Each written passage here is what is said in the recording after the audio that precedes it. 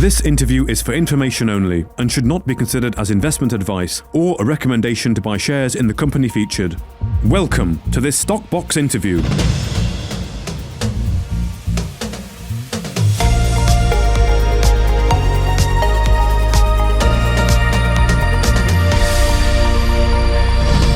Joining us today is Christian Taylor Wilkinson, the Chief Executive of Altona Rare Earths. Following news of the much anticipated trading onto the main market of the London Stock Exchange will commence on the 9th of June with a ticker REE. So a nice ticker there that you've got, Christian. First of all, how are you feeling after this long and arduous journey to this point?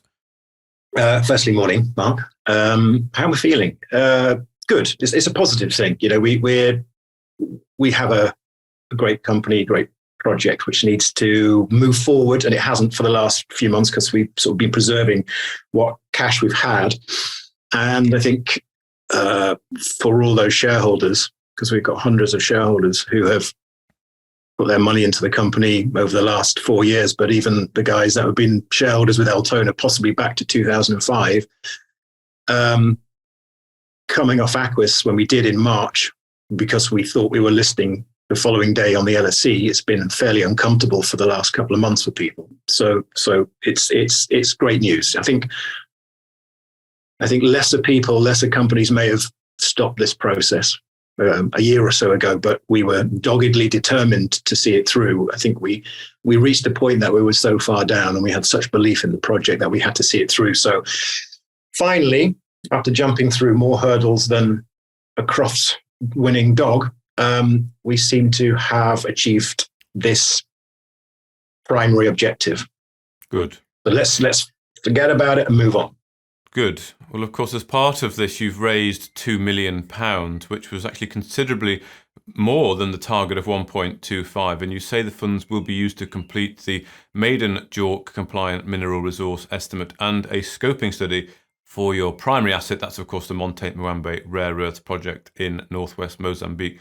And this study is expected to be published in August 23, and this will as well take you to that ownership of over 50% to 51% of the project. So how much work is left to do on this? How much work is needed to be done for this? And how soon are you expecting to have those various elements complete now that you've got those funds unlocked? Yeah, well, look, we finished the drilling program to get the core samples and the soil samples. That was done at the end of last year. Mm-hmm. So as a company, we don't have anything to do. This has all been done independently by the competent person. So once we get the samples released from Intertek, they will be delivered to a company called Snowden, who's a very highly regarded independent report company. They will put together the MRE. If they can do it quicker, fantastic. But we're being conservative by saying August. And as soon as that's published, then that will give us allow us to complete the clause in the farming agreement to take 51%. But we've already spoken to our JV partners in Mozambique, so they understand the timing of this and they understand that our intention is to take 51%. But I think, again, from a shareholder point of view, that will be a positive step. It will certainly de-risk our investment, having 51%. And then prior to that, again, once we get this funding, placing cash in the bank, I think the team will start assembling on site at Monte Muambe, and we'll start sort of the early work for the pre-feasibility, which is going to be running over this year and next year. Okay. So look, let me say we haven't really lost any time on that, because at the moment, the rainy season finished 2-3 months ago. The valley floor and the crater where Monte Muambe is basically like a jungle at the moment, and it'd be very hard to get drilling equipment in. So now is the time to go and look at some of the other targets, because we've spoken before. We've identified 10 fairly good targets. We've only really explored 2 of them. So the MRE results will be based on just 2 of these 10 targets. So we're going to start doing more soil sampling if we can get to them on the other targets, maybe to identify some more. But the main drilling phase won't start until September, as it has done for the last 2 years. So we will still be on track to complete this year's portion of a 2-year pre-feasibility. Okay. And will all of that money be used to take you all that way? No.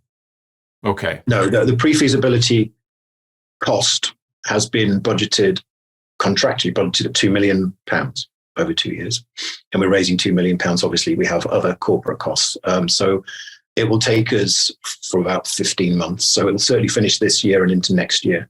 But we have to remember that our strategy has always said that we'll be looking at acquiring other projects, which we have identified some, and it would be fantastic if we can use some of that cash to at least acquire something or enter into an agreement if they're owned by some people, or if they are licenses that are unclaimed and still owned by the government or whatever. We can pick up 1 or 2 of those as well. Okay, so looking to potentially add to the portfolio as well. Okay, excellent. Well, of course, a big bit of news as well is this is probably the last time that we'll be speaking, certainly in your capacity as Chief Executive of Altona, because, of course, Cedric Simonet will be taking the role, won't he? So could you just give some sort of rationale behind that, and also how the handing over of that role is going ahead? Yeah, of course. You've spoken to Cedric. He's a very, very intelligent guy. He's the man on the ground, 25 years of experience in Africa. I kind of guess I've done my job that, I joined Altona when it was nothing more than a cash shell worth a couple of £100,000. We assembled a board, we found a sector, we found a project, started operations on that project. And I think the primary purpose for me was to get the company listed. And it should have happened a year or so ago, but it didn't. And the next phase is going to be absolutely focused on the mining, the operations. And Cedric needs to make decisions, and he needs to start talking with governments and with third parties, etc. So it just made logical sense for Cedric to take over. So he's still obviously reporting to the board, but he's the best guy. It's a mining company. I'm not a mining person, so it makes perfect sense for this. We're also bringing on 2 other one executive director, which we announced today. That's Louise Adrian. She's joining us part-time Chief Financial Officer. And she's been our financial controller for the last 2 years, and she is absolutely superb. I've worked with many CFOs.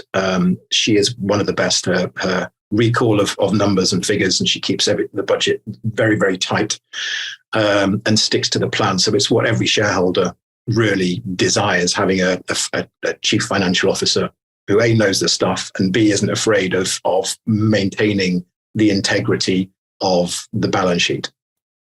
And then, which we'll also announce on the first day of dealing, which is expected to be around Friday the 9th of June, a new non-exec director who excels in corporate governance disclosure. He's a senior partner at a big law firm in London. So that is the final piece of the jigsaw. Because we're moving to the main market of the LSE, we need to increase our robustness when it comes to corporate governance. And this chap who's joining the board will do just that. Okay, excellent. But you will still have some involvement in the company, will you? Oh, yeah. So sorry. So I'm remaining I'm the only full-time UK member of staff. Okay. I'm still having about 5% interest in the company as well. So I'll still be doing, I guess, what I've been doing. It's the shareholder liaisons kind of thing. I think my title is going to be business and corporate development. So I'll be going to all the various investment shows and stuff like that. So my presence will still be very much here, running the day-to-day side of things in the UK. But as I said, the emphasis has to now be on Africa. So that's what we've changed the board to reflect that. Okay, well, hopefully I'm not going anywhere. Yeah, hopefully we can catch up then at some point in the future, maybe at an investor show in the UK. But thank you very much for your time today. So we'll await the 9th of June on that listing and look forward to those activities throughout the summer. But for now, thank you very much, Christian Taylor Wilkinson, the Chief Executive of Altona Rare Earths. Thank you, Mark. Good to speak to you. Bye. If you enjoyed this interview, then give us a thumbs up, a like, or a retweet. Subscribe to us on YouTube or follow us on Twitter and hit that notification bell to be the first to know when we release new content. There's loads of great content on our website too, across all our programmes at stopboxmedia.com. Thank you for watching.